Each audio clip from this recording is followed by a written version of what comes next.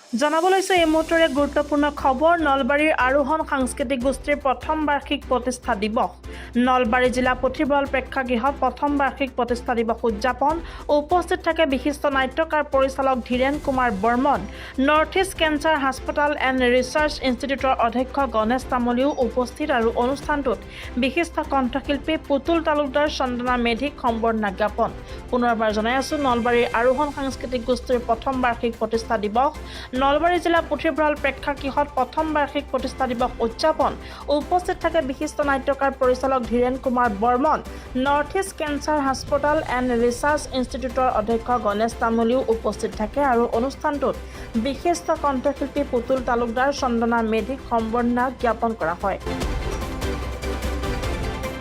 আৰোহণ সাংস্কৃতিক গোষ্ঠীৰ আজি প্ৰথম বাৰ্ষিকী অনুষ্ঠান এই অনুষ্ঠানত উপস্থিত থাকি খুবেই ভাল লাগিল।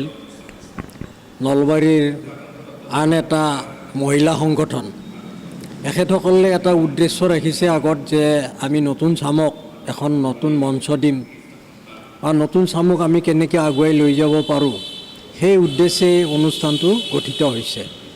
মই শুভেচ্ছা জনাইছোঁ তেওঁলোকক।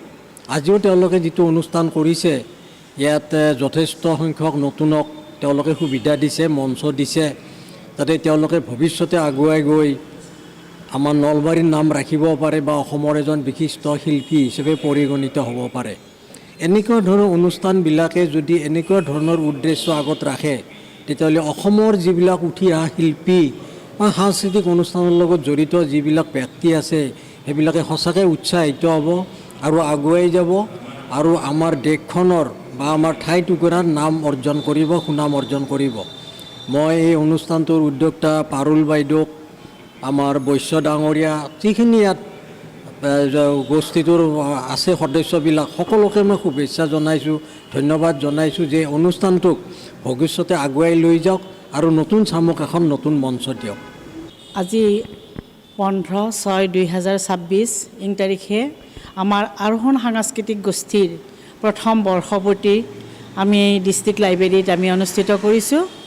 আমি আমন্ত্ৰণ জনাইছিলোঁ বহুকেইগৰাকী আমি ব্যক্তিক আৰু সেইমৰ্মে আমাৰ ৰাতিপুৱাৰ পৰা যিখিনি আমাৰ কাৰ্যসূচী খুব সুন্দৰকৈ পালন হৈ গৈছে আৰু এতিয়া আমাৰ মুকলি অধিৱেশনত আমি নৰ্থ ইষ্ট কেঞ্চাৰ ইনষ্টিটিউটৰ অধ্যক্ষ গণেশ তামুলীক মাতিছিলোঁ, ধীৰেন বৰ্মন বিশিষ্ট অভিনেতা, আমি তেখেতসকল আহি সুন্দৰকৈ আমাৰ লগত সহযোগ কৰি গ'ল আৰু এতিয়া আমাৰ বন্তি প্ৰজ্বলন আছে আৰু সাংস্কৃতিক সন্ধিয়া জুবিন গাৰ্গৰ স্মৃতিত বিচিত্ৰ অনুষ্ঠান এটি আছে। আমি এইটো অনুষ্ঠিত কৰিবলৈ গৈ আছোঁ।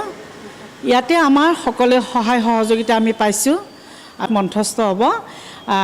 তাৰ নাটকখন লিখিছে আমাৰ ৰুণুমী দেৱী গোস্বামী, মোৰ কাষতে আছে, আৰু নাৰী চৰিত্ৰৰ নাটকখনৰ নাম আৰোহণ। আজিৰ সমাজত যিবিলাক চলি আছে নাৰীৰ ওপৰত অত্যাচাৰ, এইবিলাক উৎপীড়ন, এইবিলাকৰ মানে আধাৰত নাটকখন ৰচিত হৈছে। আজি সেইখন আমি সকলোৱে আমি আৰোহণ গোষ্ঠীৰ সদস্যসকলে আমি মঞ্চস্থ কৰিম।